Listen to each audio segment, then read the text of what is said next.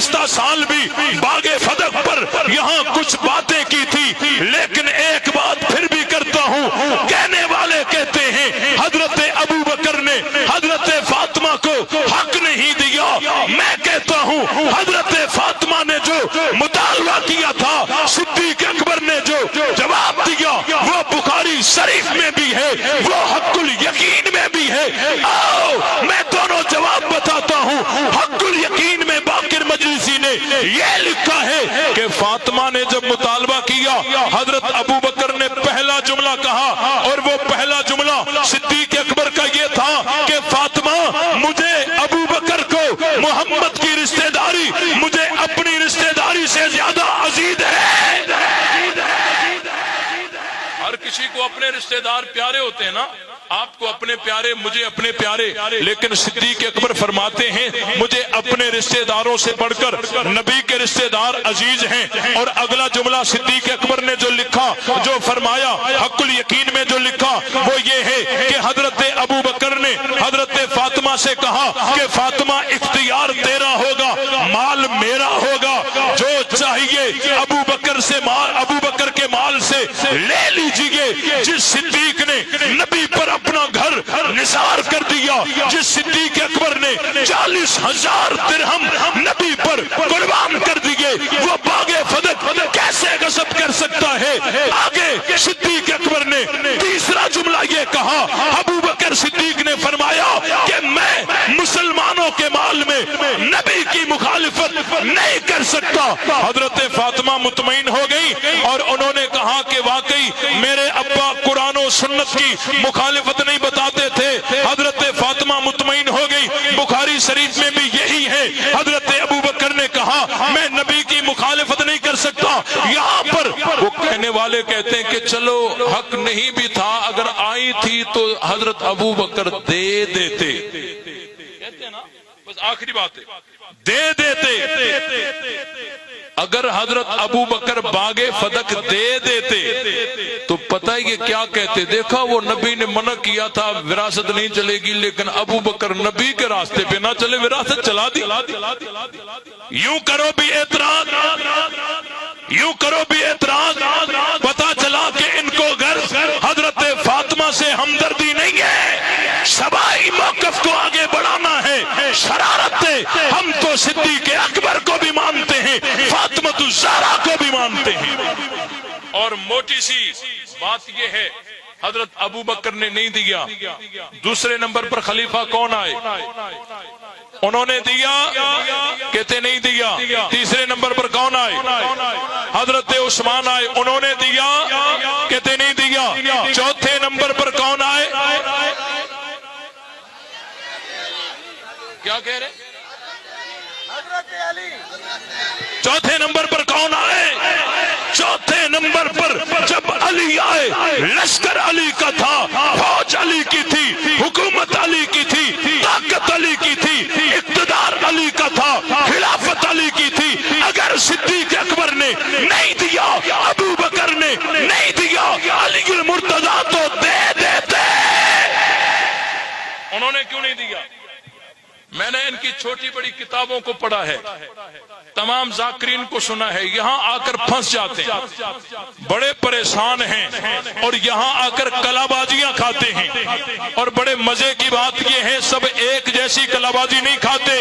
एक इस तरफ खाता है, दूसरा इस तरफ खाता है, तीसरा इस तरफ खाता है। मैंने कहा खाओ कलाबाजियां, सवाल हमारा तुम्हारे ऊपर कर्ज है कि अगर अबू बकर सिद्दीक ने नहीं दिया, अली का दौर आया, अली तो दे देते। अब कलाबाजी खाते हैं, कहते हैं जी वो हजरत अली ने जो है वो इसीलिए नहीं दिया कि अहले बैत जो है वो छीनी हुई चीज वापस नहीं लेते। मैंने कहा अली ने खिलाफत तो ले ली, अली ने खिलाफत तो ले ली, तुम ही कहते हो ना पहला नंबर था, हक छीना गया, चौथे नंबर पर दिया, अली ने ले ली खिलाफत, बागे फदक क्यों नहीं दिया? नबी से मक्का छीना गया, پھر نبی نے طاقت بنا کر مکے پہ چڑھائی کر کے مکہ فتح کر کے وہ واپس لیا کہ نہیں لیا؟ تو اہل بیت نبی کی مخالفت کرتے تھے کیا؟ نبی تو لے رہے ہیں، اہل بیت تو نبی کے تابع دار تھے۔ یہ کلا بازی ان کے کام کی، کہتے ہیں ایک اور کلا بازی کھاتے ہیں۔ میں نے کہا کھاؤ، کہتے ہیں وہ جی اہل بیت جو ہے نا وہ اپنی طاقت اپنے لیے استعمال نہیں کرتے۔ سمجھ رہے ہو؟ اہل بیت جو ہیں یہ اپنی طاقت اپنے لیے استعمال نہیں کرتے۔ میں نے کہا بے وقوفو، بات نبی کی میراث کی چل رہی ہے، اگر وہ میراث چلتی تو نبی کی بیویوں کو حق ملتا، حصہ ملتا، حضرت عباس کو ملتا، حضرات حسنین کریمین کو ملتا، ان کی بہنوں کو ملتا۔ علی کا تو اپنا مسئلہ ہی نہیں تھا، ان کو تو دلواتے۔ سمجھ آئی کہ نہیں آئی؟ اور دوسری بات یہ ہے کہ یہ بنیاد ہی غلط ہے کہ اپنی طاقت اپنے لیے استعمال نہیں کرتے۔ نبی نے طاقت بنا کر استعمال کر کے جو مکہ چھینا گیا تھا وہ واپس لیا کہ نہیں لیا؟ یہ بنیاد ہی غلط ہے۔ پھر تیسری کلمہ دکھاتے ہیں، وہ پھر کبھی سنا،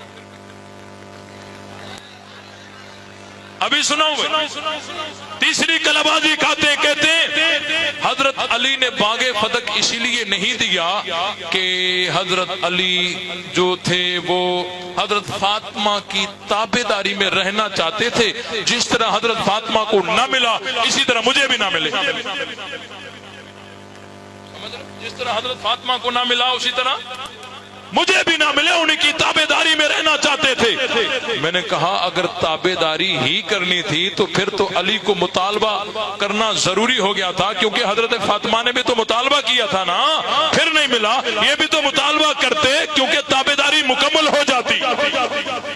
دوسری بات کہ تابعداری مجبوری والے کام میں نہیں کی جاتی، اختیاری فعل میں تابعداری کی جاتی ہے، غیر اختیاری فعل میں تابعداری نہیں کی جاتی۔ مولوی صاحب نے تقریر کی، تقریر کرنے کے بعد روڈ پر کھڑے ہو گئے تاکہ گاڑی ملے تو گھر جاؤں، گاڑی ملے تو گھر جاؤں، گاڑی ملے تو گھر جاؤں۔ ساری رات گاڑی نہیں ملی، روڈ پر کھڑے رہے۔ اب مولوی کا روڈ پر کھڑا رہنا، پوری رات کھڑا رہنا، یہ خوشی سے تھا یا مجبوری میں تھا؟